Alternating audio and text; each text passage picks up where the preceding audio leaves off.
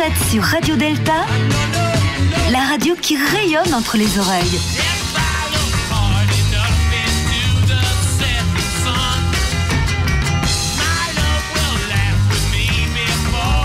Radio Delta.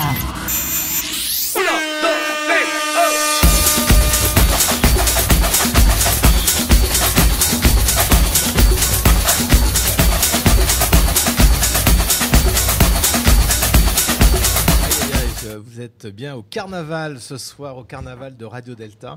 Bonsoir à tous, bienvenue sur Radio Delta. On est le vendredi 23 février. C'est l'époque du carnaval, alors on a décidé tous ensemble de faire une émission sur le carnaval.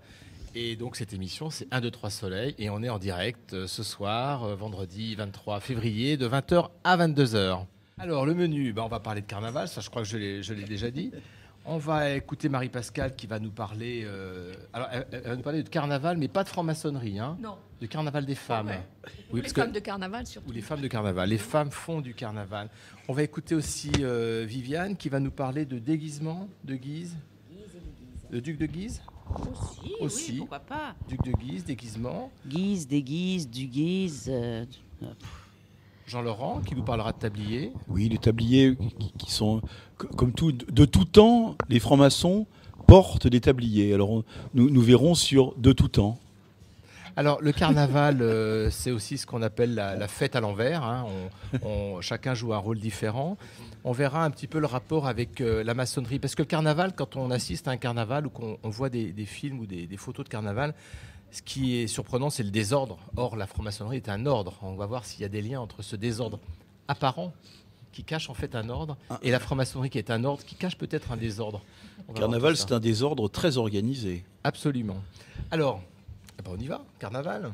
Le carnaval, c'est comme la franc-maçonnerie. Il faut être initié. Le carnaval, ce sont des musiques.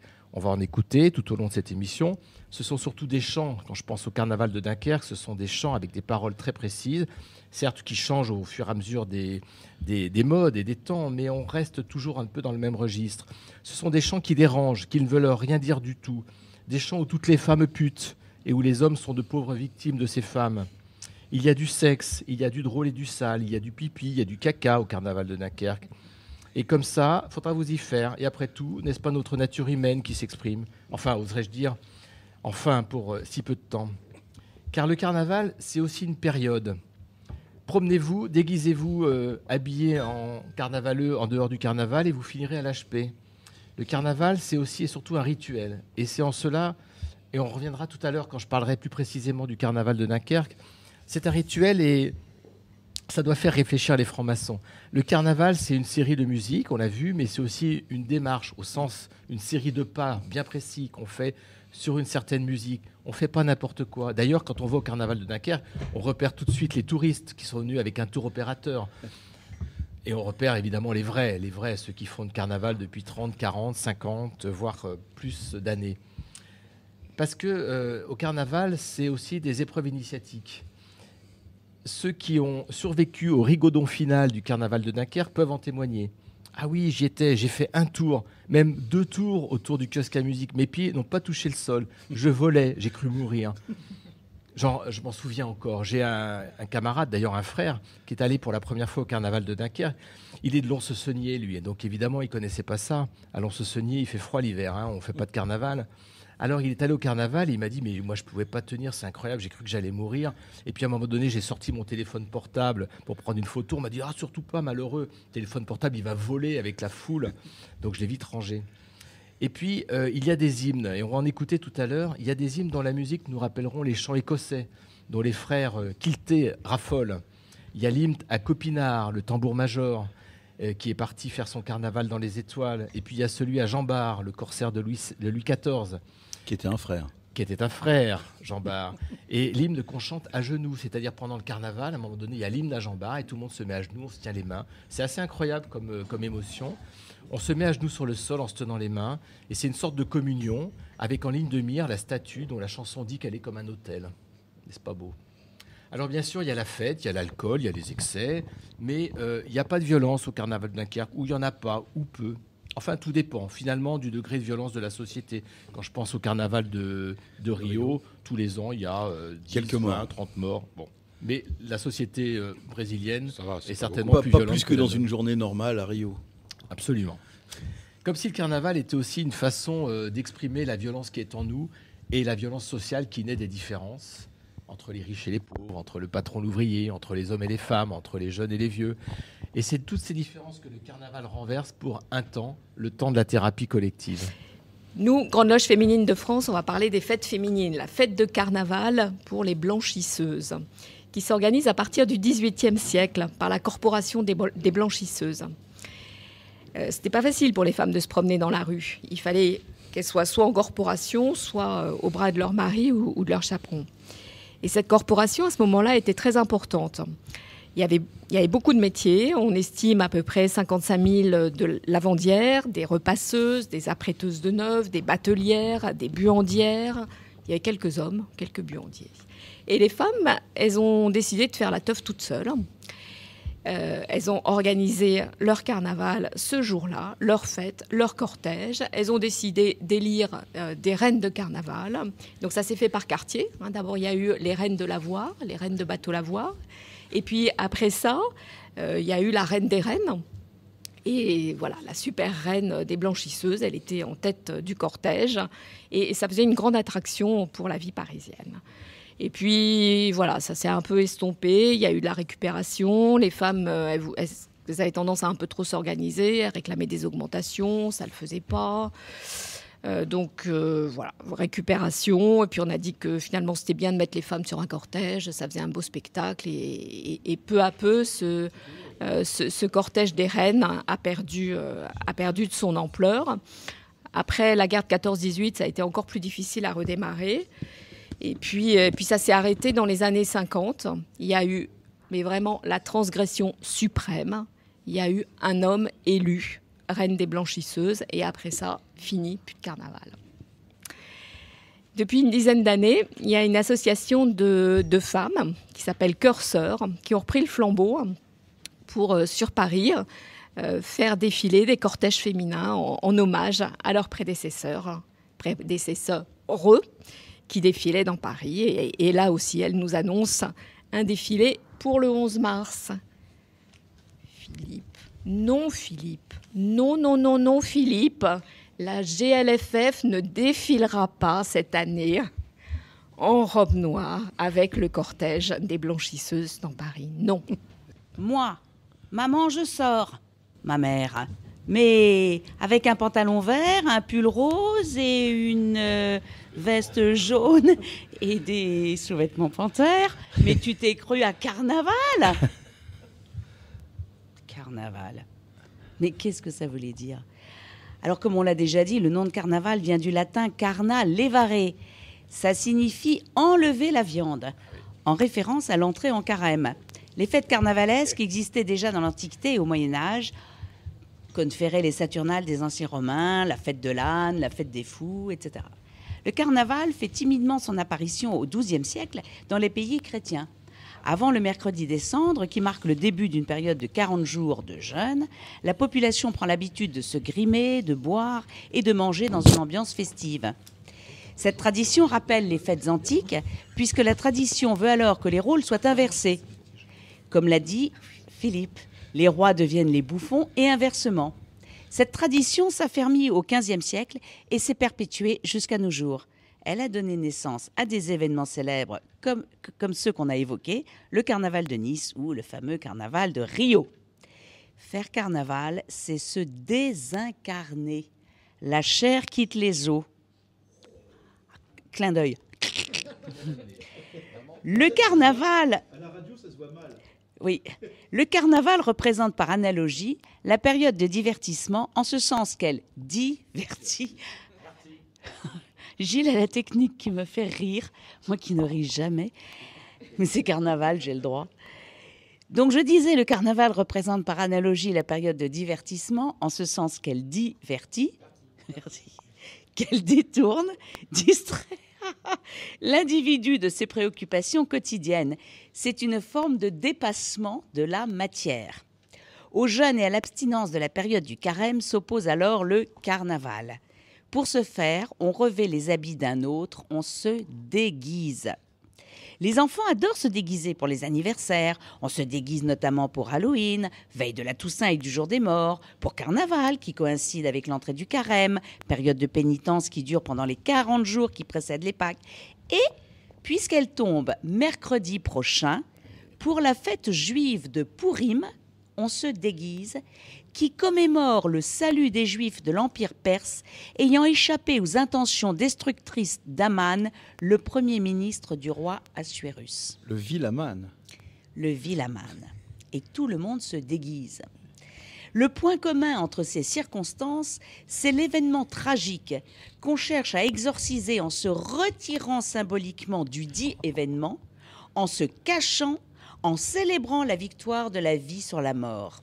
C'est vrai que le carnaval, c'est le dernier moment où on va faire la fête, manger, boire, et c'est pas un peu après, c'est dès le lendemain, parce que le carême, hein, cette année, le carnaval, c'est le 13 février, oui. Et le carême, c'est du 14 février au 29 mars, c'est-à-dire pendant 40 jours qui vont précéder la Pâque. Alors la Pâque juive, mais la Pâque chrétienne, c'est-à-dire la mort et la résurrection de la parole, de la lumière, de ce dont on a parlé dans le prologue. Et donc, un nouveau cycle va s'enclencher qui va aller vers la lumière du mois de juin, du 21 juin. Voilà. Donc, c'est un cycle. C'est des cycles de temps. Voilà. Viviane. Oui, je voulais juste signaler que la Pâque juive et la Pâque chrétienne, normalement, devraient tomber ensemble. À quelques jours près. Pas à quelques jours près. Vous avez le calendrier juif qui est un calendrier lunaire, le calendrier chrétien qui est un calendrier solaire, et le Christ, lorsqu'il a été arrêté et exécuté, la veille, son repas qu'on appelle la Seine, c'était rien d'autre que la célébration du Seder. Oui. Donc, on a effectivement parfois quelques jours, mais en réalité, c'est la même chose. Moi, ce qui m'interpelle et ce que je voudrais souligner, c'est la proximité des célébrations judéo et chrétiennes. Parce que là, j'ai parlé tout à l'heure dans ma chronique de Pourim. Alors, Pourim, c'est une toute petite fête juive, et pourtant, c'est une fête sur laquelle on devrait s'arrêter actuellement, où nous avons un relent de racisme, d'antisémitisme. Les petites filles se déguisent en reine Esther et les petits garçons en Mardochée. Exactement. Mais Pourim tombe toujours au moment du carnaval qui précède l'entrée de Carême. Hanouka, la fête des Lumières, tombe toujours quelques jours avant Noël. Elle tombe le 25 Kislev, Noël tombe le 25 décembre. On a toujours cette symbolique qui est concomitante. Et je trouve ça intéressant de voir que finalement, eh bien, on peut toujours faire des parallèles entre toutes ces fêtes et puis trouver un sens commun. Pardon, j'ai rien dit. Une communauté de sens. Deuxième question d'auditeur. Deuxième question d'auditeur avec Yann aux manettes. Ah oui, il veut le micro. Oui, alors toujours pareil, le micro c'est mieux à la radio. Ouais, alors on manque de micro à la radio parce qu'on a trop de conducteurs autour de la table. Yann, c'est à vous. Avec le micro. Oui, avec le micro. Donc ce deuxième auditeur se demande est-ce que le tablier n'est pas une forme de déguisement? Et du coup, pourquoi sommes-nous obligés de venir déguisés en tenue? Alors ça c'est vraiment une très très bonne question qui tombe à pic. Puisque j'en parlerai. Ouais. Ça me permet d'introduire. On sent le coup fourré. Ça me permet d'introduire la chronique de Jean-Laurent, puisque Jean-Laurent va nous parler du tablier maçonnique. Alors quand on parle de carnaval, on parle évidemment de déguisement. Et nous, chez les francs-maçons et les francs-maçonnes, nous avons ce que nous appelons des décors, mais qui peuvent s'apparenter parfois, en effet, à des déguisements. Alors, tout en fait a commencé pour moi quand, lors de recherches, en général ce que je fais d'habitude, je fouille dans les vieux cartons, dans la bibliothèque, etc., à la Grande Loge. Et donc, j'avais trouvé un vœu du convent de 1936 de la Grande Loge de France, ou plus exactement d'ailleurs une circulaire qui envoyait à toutes les loges le vœu qui avait été voté au convent de 1936 de la Grande Loge de France. Et que disait ce vœu? Alors il est daté, Grande Loge de France, 8 rue Puteaux, Orient de Paris, 29 octobre 1936. nous avons la faveur de porter à votre connaissance le vœu relatif au port du tablier par les frères de la Fédération, vœu ainsi conçu. Deux points, ouvrez le guillemet. Le convent émet le vœu. Deux points. Que la Grande Loge de France remette en honneur parmi ses membres le port du tablier, emblème du travail. Ce qui voulait dire, grosso modo, enfin, pas grosso modo, ce qui veut dire très clairement, que le port du tablier n'était plus en odeur de sainteté à la Grande Loge. Reconnaissant toutefois qu'il est difficile d'imposer cette dépense aux frères déjà pourvus d'un cordon de maître, donc les maîtres portaient un cordon et pas le tablier et le cordon, conseille aux ateliers de la Fédération de se procurer un jeu de tablier d'officier pour les 5 premiers dignitaires, vénérable maître, premier, second surveillant, orateur, secrétaire, etc. Recommande aux députés le port de l'emblème du travail lors des tenues de congrès, de grandes loges et de convents, ce qui veut dire très clairement que lors des tenues de congrès, de grandes loges et de convents, ils ne portent pas de tablier, mais leur cordon de député, et oblige là, pour les autres, on conseille, là, on oblige les nouveaux promus au 3e degré à revêtir le tablier de maître. Donc pour eux, ça serait obligatoire. Ils proposent ça aux loges. Nous ne saurions donc trop attirer votre attention sur ce vœu qui tente à inciter les ateliers à reprendre une coutume toujours observée par la maçonnerie du monde entier et dont la prise en considération témoignerait de notre fidélité et de notre attachement à la tradition écossaise. Veuillez agréer, mon très cher frère, l'expression de mes sentiments bien fraternels, le grand secrétaire René Ledoux. Nous arrivons au terme de notre émission. Jean-Laurent, je vais vous laisser le mot de la fin, puisque comme de tradition, vous avez un ensemble de revues, de livres et même de CD aujourd'hui à nous évoquer. Est-ce que vous commencez par quoi? Vous commencez par le disque? Là, je vois Apolline. Alors Gilles, je passe tout de suite la parole à Gilles, qui m'a donné un CD d'un groupe qui s'appelle Apolline No Longer Rain. Gilles? Oui, tout à fait, Jean-Laurent. Il s'agit d'un disque qui s'appelle No Longer Rain. No Longer Rain par Apolline, qui est un groupe rock français que nous avons découvert, Philippe, Viviane, Yann et moi-même, pas plus tard que samedi dernier. Car samedi dernier, nous étions à Blois. Pour le premier speed dating maçonnique. Non, pas speed dating. Pardon. Là, ce sont vos fantasmes, Gilles, qui s'expriment. C'était un speed débatting. Ouais, non. C'était pas un rendez-vous. Merde, c'était certainement un rendez-vous, mais c'était surtout un débat sur un mode rapide. Tout à fait. Donc, je recommence. Oui, Jean-Laurent. Donc, pour le premier speed débatting. C'est un peu de mal. Débatting maçonnique à Blois.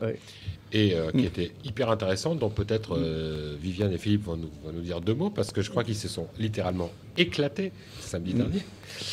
Et à cette occasion, nous avons fait la connaissance, Yann et moi, de la personne d'un frère, enfin, en tout cas d'une personne qui s'occupait de la technique là-bas, qui s'appelle Stéphane. Stéphane à la technique. Et Stéphane à la technique, par-delà le fait qu'il s'occupe de tout au niveau technique à Blois, et compositeur, musicien, un groupe de rock qui s'appelle Apolline. Et donc, il nous a passé son CD.